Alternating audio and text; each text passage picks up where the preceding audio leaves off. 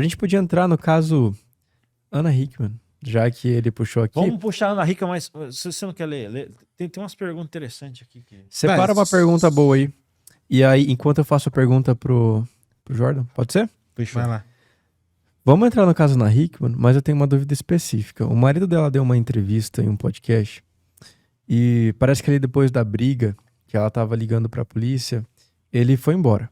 Uhum. Né? E aí perguntaram pra ele, pô, por que você foi embora? Se você não tinha feito nada, você saiu correndo por quê? Aí ele falou o seguinte, ó, ela ligou pra polícia e ela ia falar pra polícia que eu bati nela. E a polícia ia chegar em casa e independente do que aconteceu, eu ia ser preso em flagrante. Foi isso que ele falou.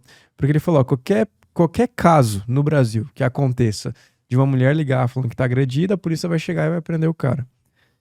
Eu queria saber se isso é verdade ou se não é verdade. Porque ele falou assim... É mito ou verdade? É, mito ou verdade. Ele foi muito específico nisso, né? Aí o pessoal lá não rebateu no podcast. Falei, poxa, mas essa é a dúvida que a gente tá tendo agora. Na verdade, assim, né, é um mito, não é verdade. Não são todos os casos que envolvem violência doméstica que automaticamente a pessoa vai presa em flagrante. Tem que ter os requisitos da prisão em flagrante, né? Tem que ter ali a iminência da prática de um ato criminoso mesmo. E nesse caso dele, talvez ele não seria preso em flagrante. Talvez o delegado de polícia, inclusive sopesando o fato dele se apresentar espontaneamente, né?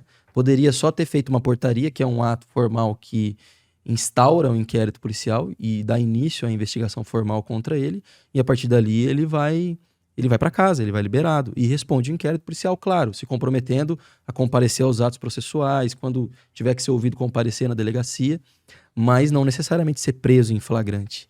E a prisão em flagrante, olha como é interessante isso daí.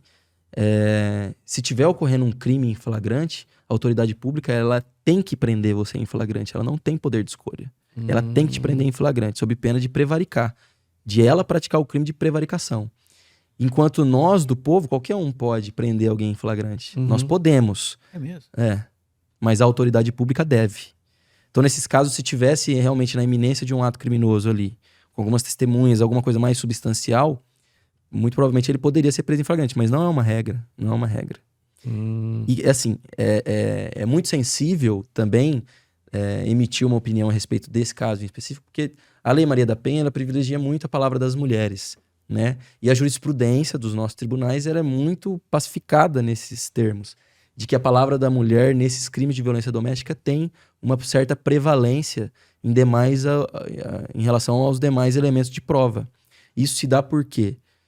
Por uma razão de ordem lógica. Muitos dos crimes praticados em âmbito de violência doméstica são crimes praticados sob um aspecto clandestino, que a gente fala no direito, que é aquele crime que não tem testemunha. Né? Porque é dentro de casa, é escondido. Então, muitas vezes, não tem testemunha. Por isso que a palavra da vítima tem esse poder tão grande, né? Nesses casos. Agora, se eu acho que isso sempre é positivo ou não, aí é uma outra história, né? Tem casos que a gente tem, inclusive, no escritório, casos em que o cara, sei lá, vou dar um exemplo aqui hiperbólico, mas o cara traiu a mulher na constância do casamento, e aí eles se separaram, e a mulher foi lá e pediu uma protetiva contra ele, porque falou que ele estava ameaçando ela. Então, em alguns casos, pode acontecer, o que é uma pena, porque acaba deslegitimizando um instituto que é, assim, fundamental, né, para a proteção das mulheres aí. Depois de 2006 e tal, a Lei Maria da Penha. Isso é uma coisa difícil de lidar, né, cara? Porque daí... Você diz assim, esse negócio de Deslegitimizar. Nossa, porque tá utilizando desse recurso aí da Maria da Penha para algo que não... Fúrios, exatamente. Okay. Aí acaba descredibilizando outras mulheres que necessariamente precisam daquilo ali, né? Esse é um problema. É igual o policial corrupto, né? Que acaba manchando a imagem de toda a corporação. Exatamente.